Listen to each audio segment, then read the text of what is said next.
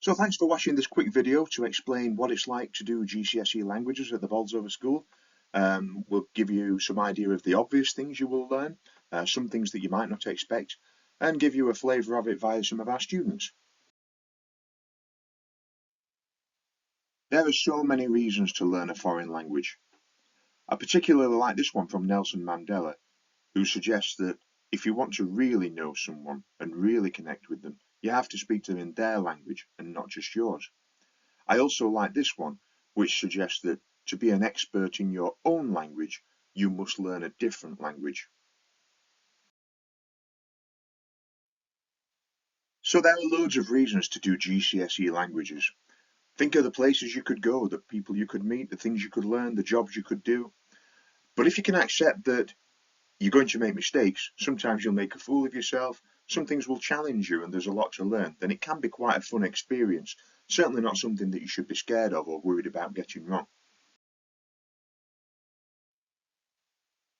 So if you're wanting to know what kind of job could I do with this, well, the list is endless. There's obviously the usual things like translator, interpreter, but also think of all the places where you could work and do a normal job.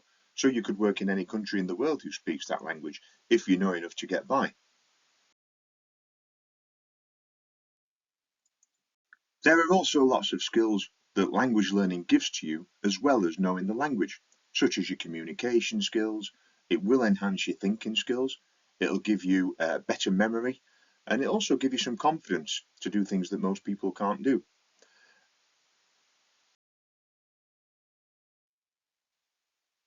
So the GCSE in languages as it stands is 100% exam, so there's no coursework, no controlled assessment, it's just 100% graded on your exam performance in year 11.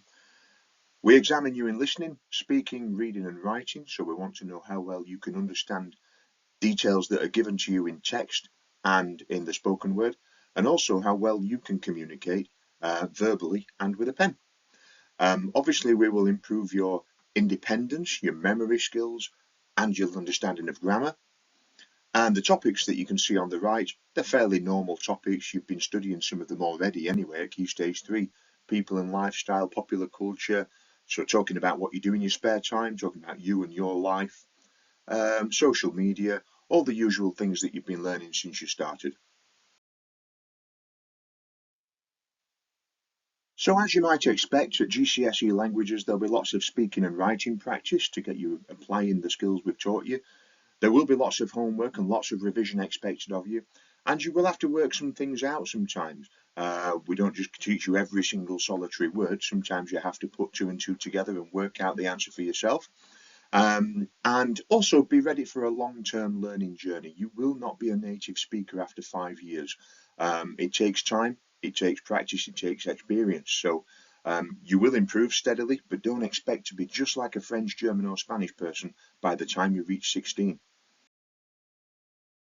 I'm planning for next year to go to sixth form, and while I'm not directly studying languages at A level, I need 5 or 6 in a modern foreign language to get accepted. Therefore, for most of the college or sixth form applications you may think of when you are at this stage in year 11 might require a said foreign language, so it's always something good to have up your sleeve. It is a challenging subject. It's in no way easy, but I think that's one of the good things about it, because when you start learning stuff and you start understanding more things, it's sort of like the rewarding factor of it. To do it well, I would suggest creating your own Blockit sets, learning off of Blockit, learning the words, learning the Big 180 and the Everything set. When I had the option to choose languages, I was thinking, what would I like to do in the future? And travelling the world immediately came to me. And choosing a language will obviously help me with that. I picked French because of the opportunities it can take you. Like in the workplace, it's better to have a language under your belt because that's what an employer's going to look for when you find a job. And especially when you travel, it's nice to have a language so that you can understand people. I've chosen French because I feel it's a useful subject to know outside of school. There's some useful skills such as your recall, your memory skills. There's some difficult aspects to it like listening. Speaking's obviously just a nervous. Sitting in front of Mr. Jory is rather nervous.